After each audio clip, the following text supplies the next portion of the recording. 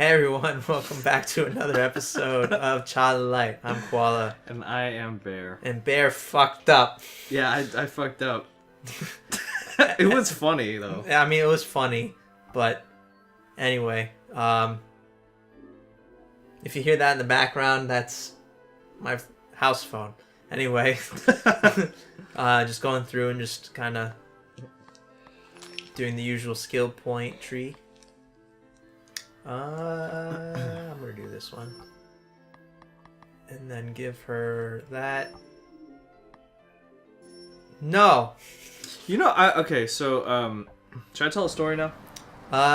Something you were gonna say actually before was you're gonna give a quote of a comedian. Right. Yes, because we're talking about comedians, and I'm gonna quote this. Probably gonna mess it up. Here it goes anyway.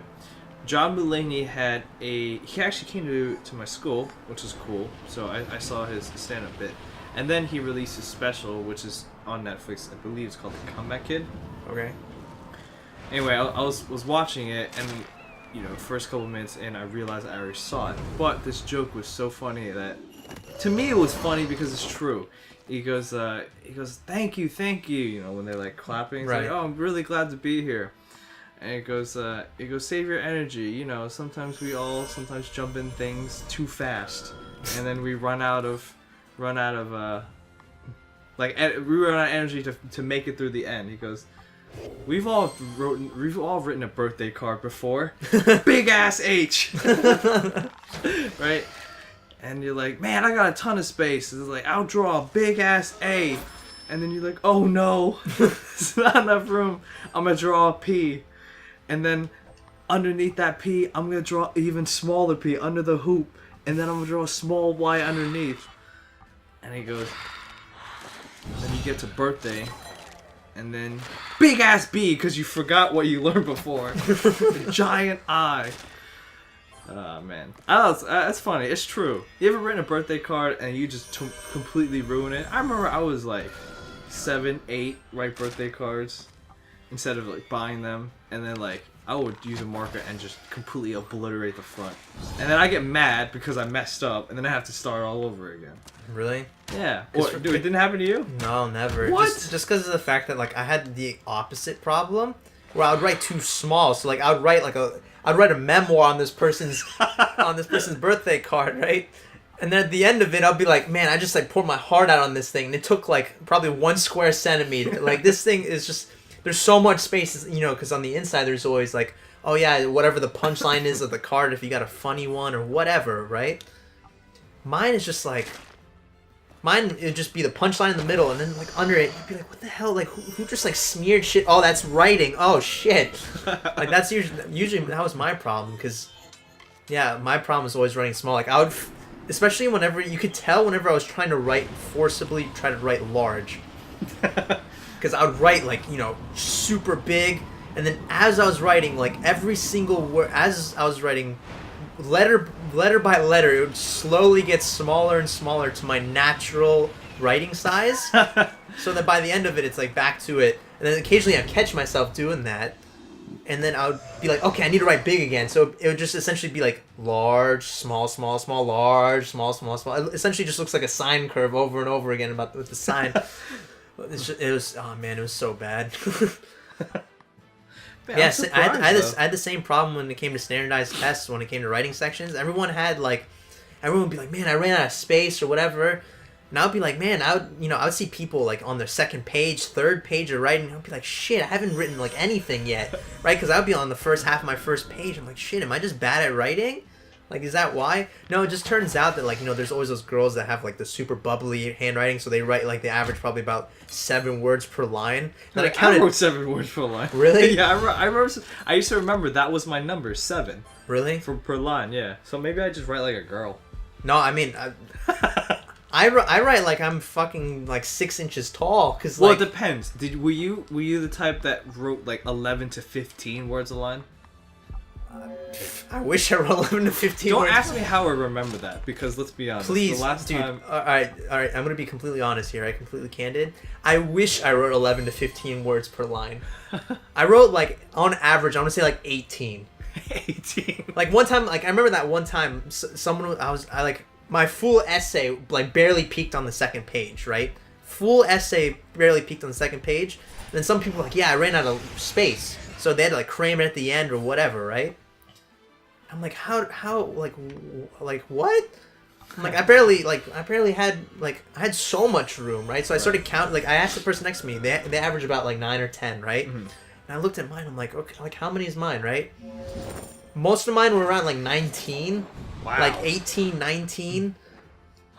And like a couple of them, I got like 22. 22? Yeah, like that's how small I wrote. Wait, now that I think about it, I'm pretty sure you wrote microscopic. I mean, I'm pretty sure whoever read my standardized tests and shit probably hated me, just because of the fact that like just how small my handwriting was. It's another one of these. Another one of these asses. Oh, Paul, look at this. Another one of these. Throw them in with the rest. Oh man. Wow. Now I feel like actually, now that I think about it, I did write really big, because they usually tell you to write big. Yeah, in 6th grade, I used to for what was it? American, or for geography? Was it 7th grade or? 7th grade was for social studies was geography for us. Yeah. I remember, and we had that big 5-subject notebook that we had to do all of our assignments in. Right. And I remember even on those, I would write 7, 8 words a line. Right. So maybe I did write big and bubbly. I mean, maybe. I mean, I usually for me though, I usually like. I think like even when you were first learning how to write, you usually had those like those big lines, you know, where you first learn how to spell your letters and write your letters. Right. Those really big ones, right? I remember even then, like I was forcing myself to match those lines that they wanted me to. So I even think as a kid growing up, I always wrote like college rule size lettering, if not smaller, like always. You basically wrote in. Right. Arial at 6-point font. Yeah, just straight growing up. Like, it's pretty ridiculous. Man. I remember those handwriting papers. It would always be that grayish, really flimsy sort of paper. Right. Reddish lines. It was clearly made out of recycled paper. Yeah, I mean, which is good. Yeah. But it's funny because in my memory, that's exactly how I remembered it. It was this flimsy recycled paper feel. It always had 3 lines, 2 of which were all red, right. 2 of which were obviously the top and bottom line, and then the middle was dotted so that you can, you know. Oh, for you, all the lines were red? Yeah, well, for some of them were, I think, some of them were blue, maybe. So for me, the top and bottom were blue, and the middle dotted line was red. Or maybe that might be it. Yeah. But either way, that's how it was. They always had the dotted line so that you could loop your letters properly, or you could make an F to scale, or T to scale, or like your make sure you match your lowercase letters properly and whatnot. Like when you lowercase h has to touch the dotted line, right, exactly, finishing the letter, exactly. But yeah, that interesting time. My writing. I'm just glad in college you just usually just type stuff out just because. I would hate to get marked down on a paper just because my professor has a hard time reading it. Write bigger, 10 points. Remember in 5th grade, they would always say, you need to learn how to write in cursive because every document you write after 5th grade is going to be in cursive. And then that was the biggest lie I've ever been told. No, do you know what lie was bigger than that? What's that? For at least to me, it was a bigger lie. What's that? Food pyramid. You know, that is so true, but I feel like most people still don't know that that's a big lie. Or that tomatoes are a vegetable, but they're actually a fruit. No, that I feel like is a little more common. VeggieTales lied to me. VeggieTales was terrible, period.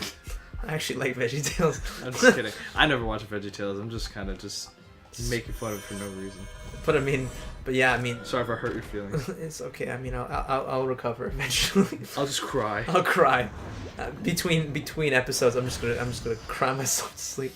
This battle took way longer than it needed to be because those I don't remember what those creature names were, but they kept reviving anyone who died. So I kept killing the same thing over and over again. Freaking assholes. Man. But yeah, just. But everyone grew up with the food pyramid, right? Yeah. You would always get the lunch menus, at least when we were going to school, it was we would get the little 3-fold that would tell you sort of the schedule for the week or the month, Right. and it would have always some nutritional quote unquote facts on the back Right. about the different types of foods you should eat in order to have a balanced diet. Right.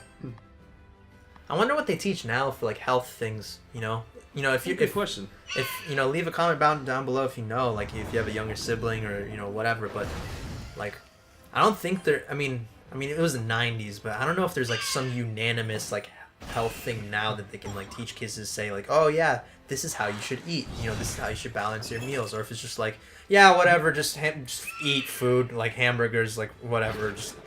If I had to guess, I would say it's what most people do now, which is stick to the general guidelines. So, for instance, don't eat too much fat, right? Carbohydrates, like pasta and rice, if you eat a lot, can be bad for you too. Bread, don't try not to eat pure sugary stuff.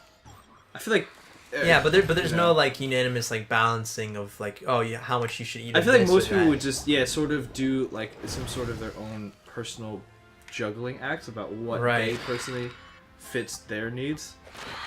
Because I don't hear anyone talk about the food pyramid really. No, or like just like how to balance the foods in general. Like just like if eating this is having this too much of this is a bad thing. Or basically, if you're a food science major, please let us know. Right. I think that's actually up there is actually where we need to go. I just kind of want to. There's actually something down here that I actually want to find first. First, I need to get rid of this asshole. But first, let me take a selfie. Let me take a selfie. That's we need more Valley Girl in that. First, you need to take a selfie. But first, let me take a selfie. God, I hope that song like just stays in its watery grave. It's Look, not like we're helping at all, but. Oh no, we're absolutely not, because this video has millions of views as we speak. Oh yeah, absolutely. Anyways, humble brag. Humble brag. Not even humble brag. It's just divided by 1 million. That is just like I don't even know what to call that. Call it aspiration. You know what I'll call I'll call that song? What's that? Scary because it's true. Did I tell you the motivations of why the Chainsmokers wrote that song? Well, they didn't really write it. Well, I'm sure they didn't write it, but I don't know what was their. Now, this might be completely unfounded, but from what I understand, the Chainsmokers made this song based on things that they actually heard in New York City nightclubs. So Really? some of the lines that you heard, for instance, "Let me take a selfie," Yeah. like that's so ratchet, and just all of the, quips that should not have been said, should not have been popular, Right. are actual things that have been said. Wow. Yeah, that's what I'm saying. That you can't really count them for quote unquote writing it because their inspiration was literally in front of them. Right. That's why I think it's scary, because that might just be a reality. Right.